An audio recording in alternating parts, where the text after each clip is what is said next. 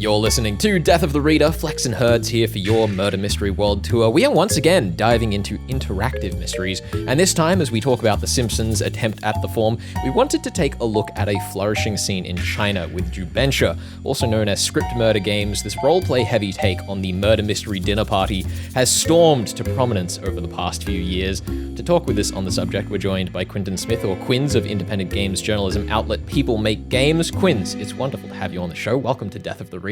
I am thrilled to be here. I am bad at murders, but I'm excited about learning new ways that humans come up to do them and solve them. Yes. So before we start, I wanted to talk about how wild it's been over the years, slowly realizing that many of my friends' favorite anecdotes about interactive hobbies can all be traced to you, Quins, with the likes of Pathologic, Blaceball, Shut Up and Sit Down, and so on, all shaping the way my friends play games together. Why does the weird side of interactivity speak to you so much? Because I get bored really easily. Not trying to take this to the darkest possible place straight away, but my childhood was quite lonely. And so I got really into games and sort of like fantasy, and that was my safe space. And then, like a kind of addict chasing a high, I just needed to find weirder and weirder stuff that I hadn't seen before. And then it turns out when you do that, you can turn it into a career of just getting really excited about, ooh, here's a cool, Lithuanian company doing something. And then you talk about it and people on the internet apparently like watching me do that. And so it's given me a career, which I feel very, very grateful for. So we have had literally decades of murder mystery dinner parties, which aren't quite as exciting as Lithuanian gaming development. But these parties, they seem on the surface similar to Jubensha, but what sets Jubensha apart from other iterations of the style? Oh, goodness gracious. Well, basically, murder mystery dinner parties, you two would know better than I would, but in like the West, in America, in Europe, probably in Australia, murder mystery dinner parties aren't considered like the height of game design, right? Is that fair to say? Very much so. Very much so. Reluctantly. You can sum it up in one blunt A4 page of that the person reading it has never seen before they start reading the words, stumble 8 times through the script, and eventually we get there. Right, great. So what Jubensha is essentially, and what attracts me to the story is how little we know about what is in China now just an absolute sensation. So a quote I heard while researching the story was that 2 generations ago, the Chinese sort of hobby of choice was karaoke. And today, for China's Gen Z, it's Jubensha. So there's somewhere in the region of probably 35,000 what are called Jubensha stores right now, which you can sort of think of like you and your buddies going to do an escape room, except where an escape room is you go into a room and then face away from each other to solve all these puzzles on the walls. In Jubensha, you arrive and read for, I'm not kidding, sometimes over an hour. Some of these booklets can be really literary to find out about your character and their motivation and how they feel about the situation they're in. Perhaps you're, Chinese detectives who are trying to solve a crime, but along the way you realize justice has been miscarried. Perhaps you're 3 generations in the same family and it seems like someone's cheating on their partner, but which of you could it be? There's also a murder sometimes. And after reading for about an hour, you then spend another 6 hours unpicking this plot. Kind of like if you imagine for your listeners like a murder mystery novel, but that novel has been sliced up and a chunk of it has been given to 6 or 7 people, and then you have the opportunity to play out the novel over hours and hours and hours. I guess one of the things that's really weird about that is if I told my friends they had to show up to read a notebook for an hour before we played a 6-hour game, they'd probably just not show up. Are there ways you saw game designers improving the accessibility without sort of compromising on that depth that comes out of that really big setup? Yeah, it's actually really straightforward because the first time you do Jubensha, you do a really short bit of reading. You read for like 10, 15 minutes, which is not really that much more than, your sheet of A4 paper in an Australian murder mystery dinner party. And then after doing 15 minutes, you will have so much fun that you will come back and be like, I want to do a heavier one. I want to read for like 30 minutes maybe this time. And then it just gradually you sort of sink into this like murderous bathwater until the water's actually fine. The thing I'll point out as well is that something that Chinese role players feel is wild about the way we role play in the West is that they look at Dungeons and Dragons and go, that's demented. Like, it's how many pages of rules, So it's all really just about perspective and what you're used to. I guess there's a difference between coming to the event and reading for an hour than playing for 3 hours rather than reading for, let's say, 40 hours and then playing out a campaign over however long, a year maybe. that really extended period of time. Exactly. I mean, I like to play Street Fighter, the combat fighting game. And that is a game where you are literally looking at 100 hours of just practice to get even close to good. So yeah, it is all perspective. And here's the thing, however many, minutes or hours you're reading for, the thing I really want to express to your readers is Jubensha in China is so popular because it's just unreal how fun it is. So I think the thing to flag is that, I think the reason murder mystery dinner parties persist in the West, even though they're not necessarily that great, is because we all get that sensation that they could be really fun. Sitting in like an Agatha Christie novel should be awesome. And Jubensha has just nailed that. Well, Jubensha also has like a wide variety of subgenres to choose from medical dramas to slice of life stories to quite patriotic retellings of historical events. They all seem to stir powerful feelings, but how exactly has such a wide variety of topics and scenarios been developed in this space? Yeah, so it's just because Jubensha has been going for a few years now and people have started to explore. And turns out when you have tens of thousands of shops in China all competing for business, there immediately springs up a equally large publishing industry of people trying to do the next big thing. I don't know why this example in particular comes to mind, but I really loved hearing about one of the Jubensha I was told about, which was a murder in a market, and all the players run stalls. So maybe you sell flowers and I sell meat and someone else sells vegetables. But while we did have to solve a murder based on what our characters saw, the real winner of the game was whichever of us was the richest at the end of the investigation. So players have all this monopoly money, or presumably they're like, okay, I will tell you what I know, but I do want to swap my stand's location with yours because you've got that corner spot that I want. It's amazing. I mean, it's so interesting too, because that exact game setup is sort of what I tend to see in Australian murder mysteries, but it's missing that live action role play element, which is so typically a much more niche hobby in the West.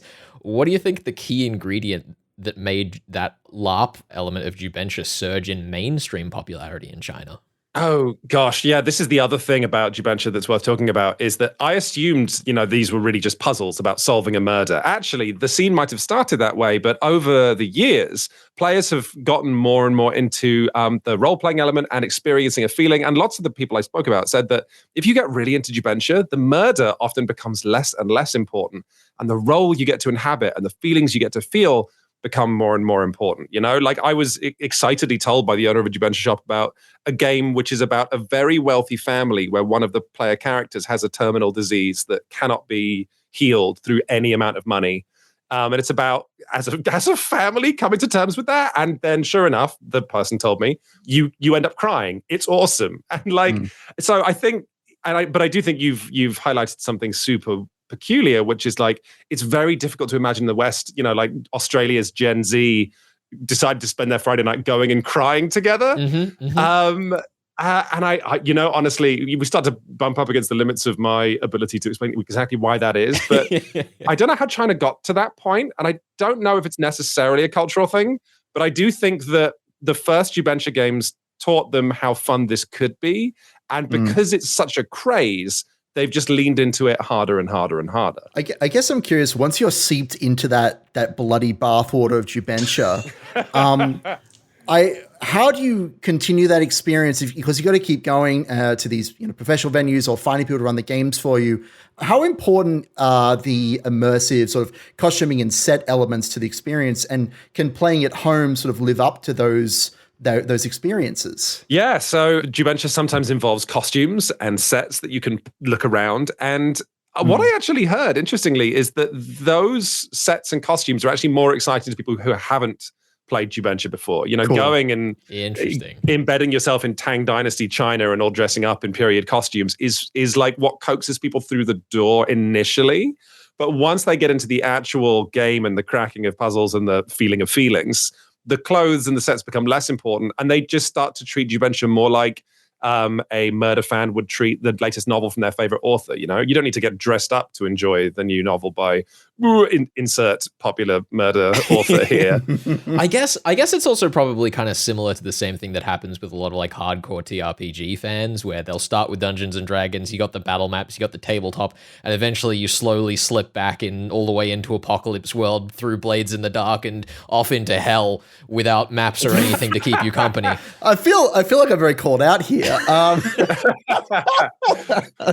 Honestly, that's the exact journey I'm on. I do love role playing games like the Western style ones, but yeah, I slowly find myself less and less interested in Let's Slay a Dragon, and more interested in why doesn't your character like me? This, and then improving some like what would otherwise be cringeworthy. I think actually that is something to learn about Jubensha, is that if you think about if anyone listening to this has experience with tabletop role playing games in the American or European style, then you'll find that what starts off as deeply cringe just has something so Moorish about it. And the more you role play and the more confidence you build, a table of friends will be role playing stuff that a year ago they would never be seen dead doing. But it's just so fun feeling feelings with your friends that you learn to discard any feelings of like hesitation around it. Yeah, I mean, listen, all of the homoerotic tension on this show can be stemmed back to a game of Blades in the Dark where I was forced to flirt with Herd's various NPCs. Mechanically, that's great. Look, I forced it. It was on me. It was a whole mechanical thing. It wasn't intended until the moment happened. It was a whole thing. I was playing a game of Masks, which is a role-playing game about teenage superheroes, with a table of all male players. And let me tell you, like, if I joke like, oh, I really want you to kiss an NPC. That would be fun. And they were like, oh, yeah.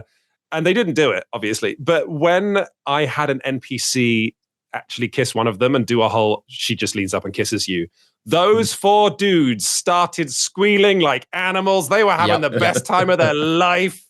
I don't know. I think it's just about what you're comfortable with, really. And it turns out that if you can get comfortable with expressing your feelings, who knew that can be really cathartic and fun and addictive? No, I have to ask, Jubensha is a genre that requires a level of personal investment that is unique even among these role-playing games. What challenges exist in the creation of standardized safety tools? Oh, okay. Yeah. So one of the curious things about China is that with tabletop role-playing games in the West, there's been more and more examination of safety tools. And this comes out of the basically repeated horror stories of people role-playing with GMs they didn't necessarily know over the last 30 years of role-playing game history. GMs introducing, say, sexual assault into a plot line or children getting injured or something, which the people you're playing with, if they have something like that in their past, suddenly the game turns from being a fun exercise to something that is just miserable for them, and they can't walk away because that's part of the social contract of role-playing games. And I think a lot of people are excited to bring more English language Jubensha to your country and mine, and that's incredibly exciting. But one of the things we have to work out is that in China, Jubensha have no safety tools. They have no content warnings, and they have I would say they have an equal amount of sexual assault themes in them as the true crime and crime genre sort of books that we have in the West have today. But of course, with a book, you can put a book down, or you can read the back and guess where it's going.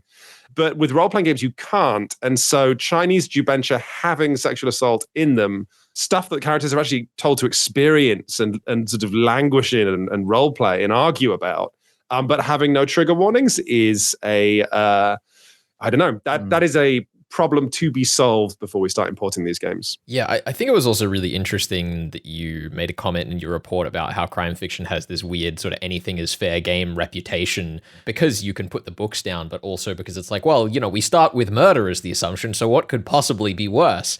And we've sort of been working over the decades to like unpick that assumption, and it's so interesting seeing it come to a head in Jubensha in that way because of the interactivity. Oh, really? Yeah, you would know more than I would about the role of... So are there conversations now within the crime fiction community about things like trigger warnings? Yes and no. Sort of? That yeah. The conversations about authentic portrayals and like not resting on negative tropes of that sort of thing, but also...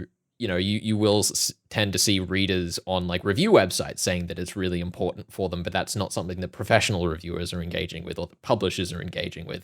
So there's clearly, in the same way that there is in Jubensha, a bit of a need for something to step in and fill that gap. But that's really difficult in a space where spoilers are this thing that, we can't possibly do. So if we put sensitivity warnings on the book, then... people know what happens. That could ruin the twist, right? And it's this weird Mexican standoff between all of the priorities of the genre. Yeah, I don't know about you two. sort of come to terms with or had I think a realization that's quite important in terms of my absorption of fiction, where when I was, God, I don't want to think about when I was a teenager, but a long time ago. A couple of weeks ago. Yeah, exactly. I realized that spoilers felt like such a huge thing. Knowing that a scene was coming up would, immediately irritate me. And what I have discovered as trigger warnings have become more common is they don't make a story less exciting for knowing something is coming. And if anything, lots of scenes can become more exciting for being like, oh goodness, is this the thing? Actually, one of the Jubensha that I played, one of the few English language Jubensha in existence, which I played in my report, called Laboratory of Death by KMS Games, it had a sexual assault in it. And we flagged that with all of our players. And then it did lead to this weird cascading thing where a player essentially had a really difficult sexual encounter with the person who was murdered. And so all the players thought, well, that's it. That's the sexual assault, not knowing that there was a second worse sexual assault revelation coming later. So essentially, we still got to have our twist and the trigger warning. That's one of the really interesting things, and you say as much in your report that sensitivity warnings and safety tools are a mechanism to go darker, because then you have a greater trust that it's not going to be a problem. Yeah, I think there's one of the things that got cut from the report for time reasons was that, I think can I use a slightly louche analogy on your show? By all means. Okay. You could try. The way I would encourage people to think about sensitivity tools is they don't allow people to know part of discomfort. And a great way to see how that's true is if you want to do something a bit rough in the bedroom, think about how much more progress you're going to make and how much more you're going to learn and how much further you can go if you have a safe word versus if you don't. And actually, one of the sort of gotchas within the role-playing community from people who don't believe safety tools are good is that famously the X card, which we're sort of moving beyond now, there are better tools like fast forward rewind. The X card is sort of old, like primitive technology now. But the X card actually came from the kink community. That's the tabletop role-playing crossover I like to see. Well, honestly, the crossover between kink and role-play and LARP is actually... It's a circle. It's just a circle. Let's not kid ourselves. It's just a circle. Great. But yeah, people who don't like trigger warnings will say, the X card came from the kink community. Don't you see? This isn't making us safer. It's making us more dangerous. And it's like, no.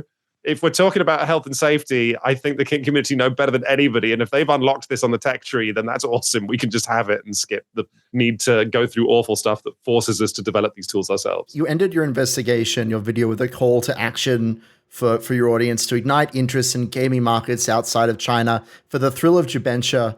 I want to know, what future do you hope to see the genre have in the global West? You've asked that question in such a beautiful way. And Benjamin, I just want to play these games. They're like, what wonderful future will you see? So I don't know, one where I can go down the street and go into a Jubensha shop and pick one of 100 games. The thing, the picture I want to paint in your listeners' sort of imagination is that when you go to Jubensha shops in China, you walk into these like glossy, clean bar-looking places, and behind the bar are literally 150 huge, beautiful box games. We're not talking about like go to an escape room and choose one of 2 rooms. I'm talking go to this room, talk about what themes you want, what genre you want. Do you want a romance? Do you want a horror? Do you want a mystery? Do you want something that plays more like a game show or a board game? And then they will help you subdivide that based on like, and what level of experience do you have? They pick out the perfect game for you.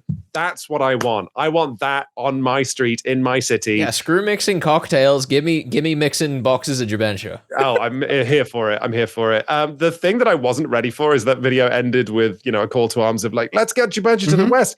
My inbox currently is full of about 14 well-meaning businessmen from China and America being like, let's set up a call. And it's like, oh no, I don't.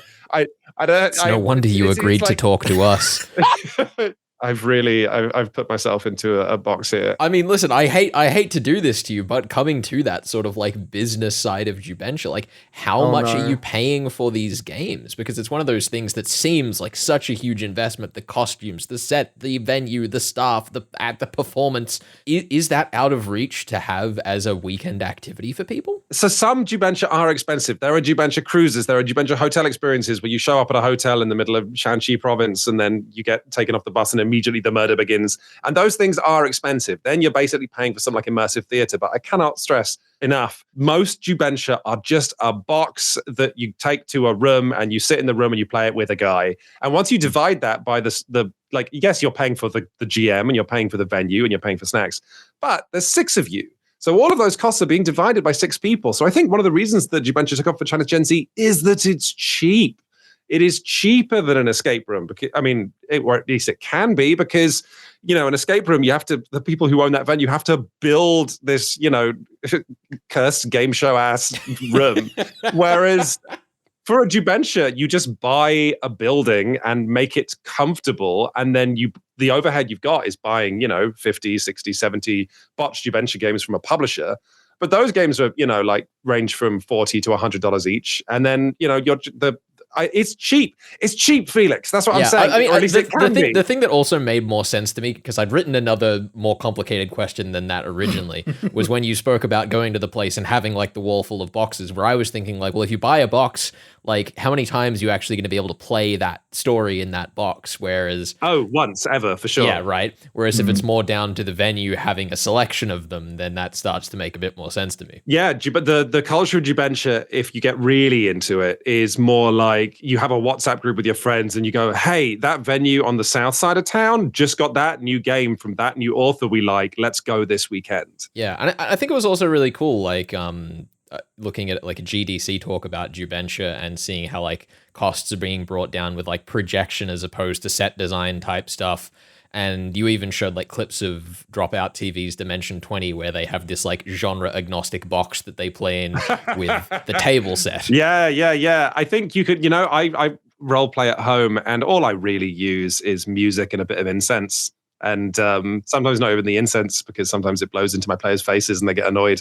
I think all the costumes and sets, even the projection, all that expensive stuff is really just to get people through the door and like to get them using their atrophied imagination, right? And then once they get used to playing these games, you can honestly throw all that away. You can just be 6 people sat around a table imagining you're in World War II Australia and having the time of your life. Even if you're wearing, like Crocs and Hawaiian shirts and stuff. Yeah, absolutely. I mean, what else would you wear? So the presentation can be quite varied as well of Jubensha. Can you tell us about any interesting ways that like technology was used in the productions that you saw or heard about? Flatly, Benjamin, no. Excellent. I have a follow-up question to that. Are there any ways you would like to see them implemented? Oh, gosh. I got a lot of emails after the piece went live with people who work in the VR space saying like, hey, this would be perfect for VR, right? Because you can put your players in a, like beautiful historical wrapper. You can put them in the right clothes. They can play with people all over the world. You can translate the materials really easily. And I heard all this and I went, yeah, kind of. Yeah. But the thing for me about Jubensha is so much of it is just about looking your friends in the eyes. And I have worked as a technology journalist. There are use cases for VR. I've done a video on VR chat that I really enjoyed that documentary. Fantastic. Oh, thank you, Felix. It's weird, super weirdly horny things going on in VR. Let me tell you. I mean, so the Cronenberg-esque wine bottle. Yes, the Cronenberg-esque style Predator phrase has been burned into my memory. That's the one. Oh, that's great. Oh, you two are so sweet. Yeah. So, but I think Jubensha really are about nothing more or less than having a great excuse to sit down and, look your friends in the eye and tell him that you are, like divorcing him because he murdered your sister. Like that's what I'm here for. Oh, yes, absolutely. I love it. And I sort of love that idea too, that because according to the Dicebreaker article that you quote, a lot of this could be brought back to the French game Death Wears White, that someday soon we may have the full circle moment of a French Jubensha recreating Death Wears White back in the West. Oh, wow. Yeah, that would be cool. I think the whole Jubensha story is just really revealing of how wonderfully culture can be absorbed and then spat back out in a different shape. Like, you've got Murder Mystery Dinner Party that becomes this French board game, that becomes a Korean reality show, that becomes a Chinese generation-defining sensation. And now we in the West are looking at China going, hang on, that looks fun as balls. Can we have some of that? And it's like, it came from us, kinda, but also not. Absolutely. And I mean, for us in the murder mystery space too, it was so interesting seeing how much of the way these games are set up is inspired by Honkaku, Henkaku, and Shin Honkaku Japanese mysteries, which are starting to have their own burgeoning translation scene in the West. Is that the Fair Play mystery stuff? Yes. hugely like awesome to see all of these cultural crossovers happening at once, and I love that. Yeah, it's so cool. Anyway, Quins, thank you so much for joining us on Death of the Reader. This has been such a treat, and it was so awesome as we were getting into interactive mystery, seeing this report of yours pop up and going, I know the guy. Oh, thank you so much for watching. I really, really appreciate it, UC. This has been a blast. If you are unfamiliar with Quin's work with People Make Games, Shut Up and Sit Down, or his new tabletop roleplay channel, Quin's Quest, which he's so allergic to self-promotion he didn't even mention it to us until after the interview, despite the perfect opportunity, we will have links up on the podcast, and you should absolutely go make yourself familiar. Quin's work is amazing, and he has quite the cast of co-conspirators. Thanks for joining us here on the Death of the Reader podcast. We'll catch you around.